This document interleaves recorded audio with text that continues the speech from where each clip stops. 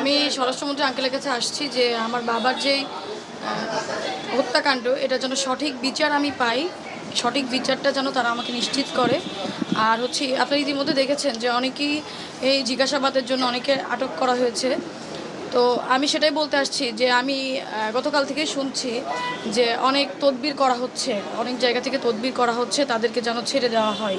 তো আমি সেই বিষয়টাই বলতে আসছি যে সঠিক তদন্ত করে কোনো তদবিরের চাপে পড়ে যেন আমার বাবার এই হত্যাকাণ্ড, এই নৃশংসভাবে নির্মমভাবে যে হত্যাকাণ্ড আপনারা জানেন, সেটিকে যেন বন্ধ করার চেষ্টা না করে, এটি যেন কোনো চাপের মুখে পড়ে সঠিক তদন্তটা যেন বন্ধ না হয়। আমি এর সঠিক বিচার চাই।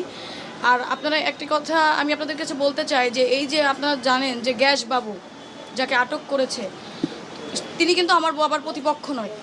সে কিন্তু আমার বাবার প্রতিপক্ষ নয়, আমাদের সাথে তার কিন্তু কোনো শত্রুতাও নাই। তো সেক্ষেত্রে আমার অনেক প্রশ্ন মনে জাগছে যে আমরা এই যে দেখছি যে 17 তারিখে